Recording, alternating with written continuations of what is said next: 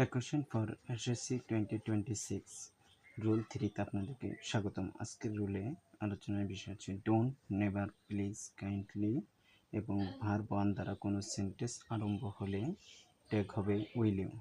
আমি আরেকবার বলছি, ডোন্ট, নেভার, প্লিজ, কাইন্ডলি এবং ভার্ব ওয়ান দ্বারা যদি কোনো সেন্টেন্স আরম্ভ হয় তাহলে আমরা ট্যাগ করব উইল ইউ দিয়ে। দেখুন এই সেন্টেন্সের শুরুতে ডোন্ট আছে, তাহলে আপনি মুখস্থ উইল ইউ বসিয়ে দেবেন। তারপরে দেখুন এই যে এই সেন্টেন্সে নেভার আছে, তাও মুখস্থ উইল ইউ বসিয়ে দেবেন। তারপরে দেখুন প্লিজ আছে, তাও মুখস্থ উইল ইউ বসিয়ে দেবেন।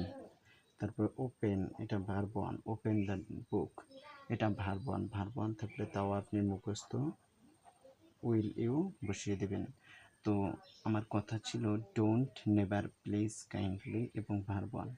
ডোন্ট, নেভার, প্লিজ, কাইন্ডলি এবং ভার্ব ওয়ান যখন আপনি কোনো ট্যাগের শুরুতে দেখবেন সেন্টেন্সের সেটাকে ট্যাগ করতে বলবে, তখন আপনি মুখস্থ উইল ইউ বসিয়ে দেবেন।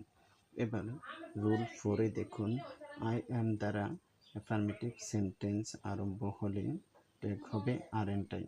আই অ্যাম দ্বারা অ্যাফার্মেটিভ সেন্টেন্স আরম্ভ হলে ট্যাগ হবে আরএনটাই। দেখুন আই অ্যাম এ স্টুডেন্ট, এখানে দেখুন আই অ্যাম, এটাতে নো, নট, নেভার, না বোধক কোনো শব্দ নেই, তাহলে আই অ্যাম আছে, তার মানে আরএনটাই বসাবেন, আরএন্ট আই। তারপর দেখুন আই অ্যাম বিজি, এখানে দেখুন আই অ্যাম আছে, তাও আপনি আরএন্ট আই বসাবেন। আশা করি বুঝতে পেরেছেন খুব ইজিলি।